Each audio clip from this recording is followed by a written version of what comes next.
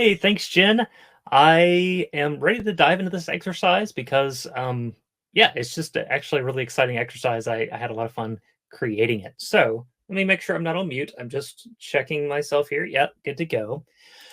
Okay, so for this exercise, our goal is to add form validation to a FormKit form in Nuxt, something like this. So if a user were to not enter a valid email address, we need to, make sure what they have is valid so that the email or the error message disappears whenever they type in a valid email address.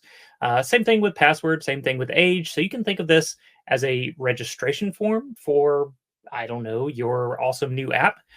And the idea is just that we add those validation messages when the inputs are not correct. The unique thing about this, though, is that we're actually running the validation on the client side immediately. Okay. So I added a valid email there. Let's do an invalid one because, is that right?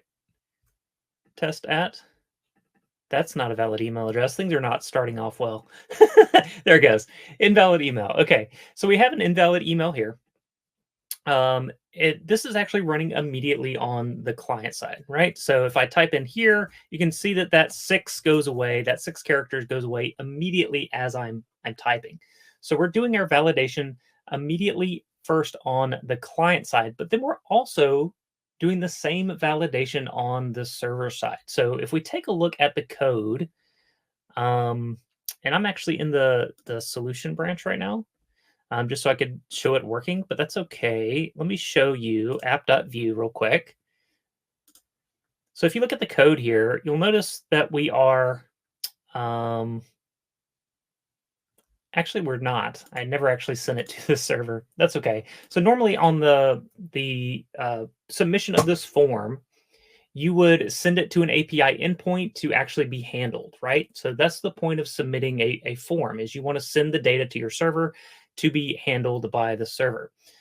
So we have a register API endpoint right here.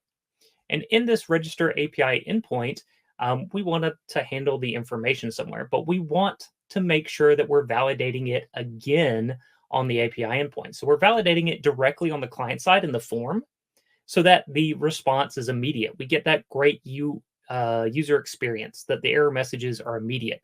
But then we run the same validation again on the server so that we ensure we're not saving bad data to our database or something like that, right? Okay, so that is the whole goal behind this exercise, is to have one piece of validation. By the way, this is just kind of a brief little look into the solution, but this is our one piece of validation. Now I'm going to close it. You can't cheat too much. So we've got one piece of validation, one set of rules defined that run on both the client and the server. So we take care of all of our use cases in one swipe. Okay, so that's the whole idea behind this exercise.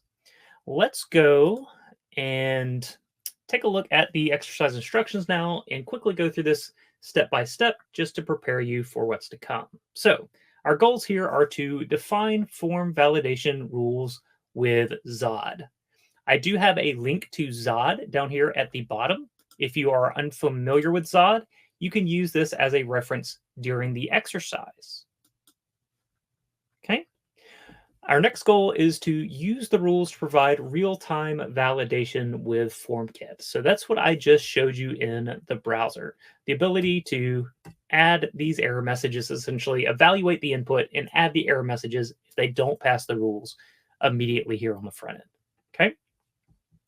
And then the final goal is to use those same rules that run the validation on the front end to provide server-side validation for an API endpoint. All right. Let me give you a quick hint here about running your, about checking your validation for the API endpoints. You can, of course, make network requests however you desire. So everything inside the server and API directory they're just API endpoints that return JSON, okay? But I have included inside of the project a requests folder, and it has some requests already set up in there for you to call and send requests manually to those API endpoints. If you have the, let's open my, what is the extensions? Here it is, REST client.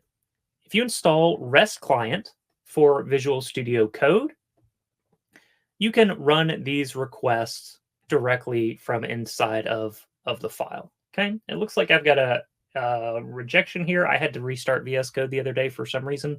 I had this same problem, but you should just be able to hit send request, and this will actually make the request, and you'll see a response here over on the right-hand side. When I'm off camera, I'll get it restarted and get it working.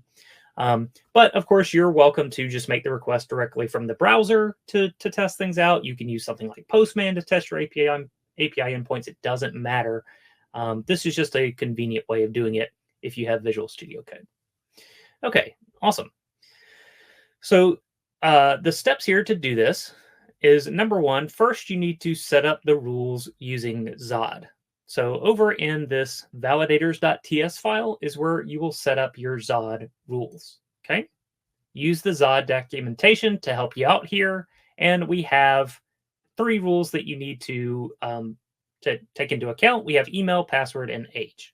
Okay, your next step is to use those Zod rules to validate the form on the client side. So over in app.view, you'll want to import those rules. All right, and then this is the challenge. Then you want to use them. You want to figure out somehow how to actually use them in to validate the FormKit form.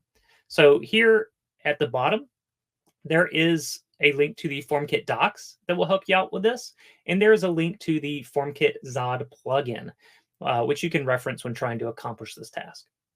And then finally, the last step is to use those same Zod rules to validate the /API/register API endpoint. Okay, so that is this file right here under server API.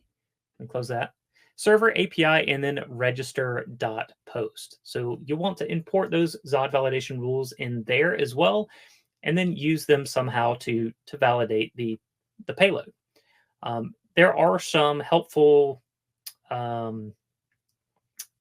links down here with H3, the Nuxt server directory, and the Nuxt create error function that'll help you accomplish this task. So yeah, by the very end of the exercise, you should get what we saw earlier, the real-time validation rules. I will be in Discord to help you out if you have any questions. Good luck, and let's get started.